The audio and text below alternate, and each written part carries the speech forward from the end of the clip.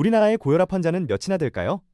2025년 3월 26일 기준으로 통계를 보면 약 1200만 명 이상으로 추정된다고 해요. 엄청난 숫자죠.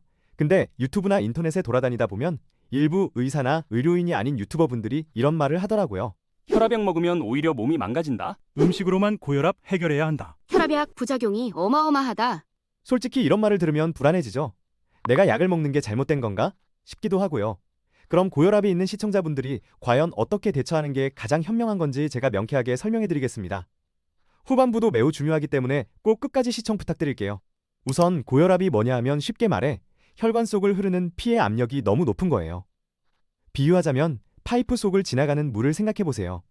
물 압력이 적당하면 파이프가 멀쩡하죠. 하지만 압력이 너무 세면 파이프에 금이 가고 손상되기 시작해요. 우리 혈관도 똑같아요. 높은 혈압은 하루 24시간 혈관에 계속 미세한 균열을 만들어요. 그 균열에 기름때 같은 찌꺼기가 쌓이고 점점 혈관이 막히는 거죠. 균열이 없으면 기름기가 있어도 혈관 내피가 매끈하기 때문에 찌꺼기가 잘 쌓이지 않아요.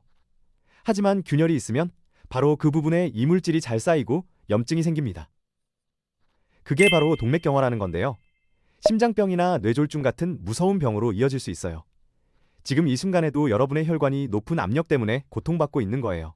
혈압약을 안 먹고 운동과 식단 관리로 혈압을 낮추면 되지 않나요? 맞아요. 이론적으론 최고의 방법이에요. 하지만 현실은 좀 달라요. 다이어트 해본 분들 아시죠? 우리나라에서 다이어트를 시도하는 사람은 수백만 명인데 성공률이 5%도 안 된대요. 금연, 야식 끊기, 매일 30분 운동하기 등등 다 좋은 거 아는데도 몇 달, 몇 년 동안 꾸준히 하는 사람이 얼마나 될까요? 생활습관 교정을 어느 정도 잘했다고 해도 생활습관으로 혈압을 낮추는 건 효과가 나타나는데 오래 걸리고 그걸 유지하는 것도 엄청난 의지력이 필요해요. 근데 문제는 혈압 조절은 지금 당장 해야 한다는 거예요. 왜냐하면 지금 이 순간에도 여러분의 혈관이 손상되고 있으니까요. 가장 현실적이고 빠른 방법은 혈압약을 먹는 거예요. 약으로 혈압을 낮춰서 지금 당장 여러분의 혈관을 고통에서 해방시키세요. 혈관은 통각신경이 없기 때문에 아파도 말을 못해요. 여러분이 당장 혈압을 낮춰준다면 여러분들의 몸속 혈관이 수년, 수십 년간 겪어왔던 통증이 사라지기 때문에 여러분들에게 감사의 인사를 할 겁니다. 그리고 그 상태에서 운동, 식단 같은 생활 습관을 철저하게 바꿔가는 겁니다. 저는 혈압약 먹기 싫은데 혈압약은 평생 먹어야 하는 거 아닌가요? 전혀 그렇지 않아요. 만약 의지력이 강한 분이 생활 습관을 바꿔서 혈압이 점차 낮아졌다면 그때는 담당 의사와 상의해서 약 용량을 줄이고 더 좋아지면 아예 끊어도 됩니다. 혈압약을 평생 먹어야 하는 것으로 알고 계신 분들이 많은데 그건 생활 습관 교정이 어려워서 중간에 포기하고 다시 원래의 나쁜 생활 습관으로 돌아가는 분들이 많기 때문입니다.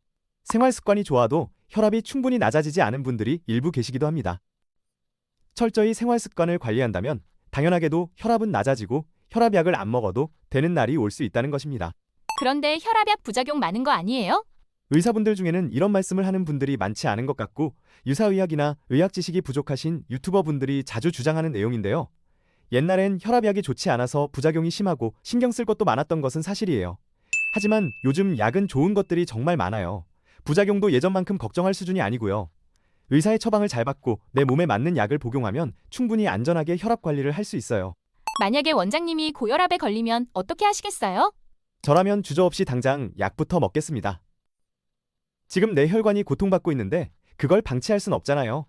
일단 급한 불을 먼저 끄고 천천히 몸을 건강하게 변화시켜야죠.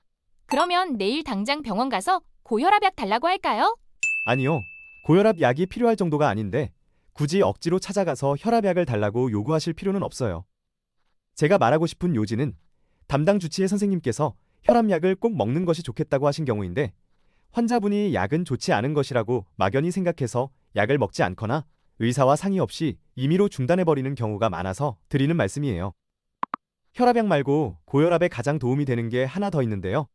저는 수면무호흡을 치료하는 것이 가장 중요하다고 생각합니다. 수면무호흡증은 여러분이 생각하시는 것보다 훨씬 더 흔합니다. 잘 때 일어나는 일이기 때문에 자신이 숨을 쉬는지 안 쉬는지 알지 못해요. 잘 잤다라고 생각하는 사람들조차도 무호흡이 있는 경우가 흔하거든요. 자다가 기도가 좁아져서 숨을 못 쉬면 무호흡이 몇십 초에서 분 단위로 넘어가는 분도 있어요. 수면무호흡증은 만병의 근원인데 가장 큰 문제가 혈압을 높인다는 거예요. 수면무호흡증 치료만 제대로 해도 고혈압이 치료되는 경우가 아주 많습니다. 혈압약에 대한 오해 좀 풀리셨나요? 더 이상 음모론에 휘둘리지 말고 진짜 전문가 의견을 더 듣고 자신에게 맞는 선택을 하시길 바랄게요. 여러분이 지금 당장 해야 할 일은 고혈압이 의심된다면 병원에 가서 혈압부터 체크하고 선생님과 상의해서 필요하면 약부터 시작하는 거예요. 내 혈관을 지금 구해주는 게 가장 중요하니까요. 영상이 도움이 되셨다면 좋아요, 구독 부탁드리고요. 다음 영상에서 또 만나요. 건강 잘 챙기세요.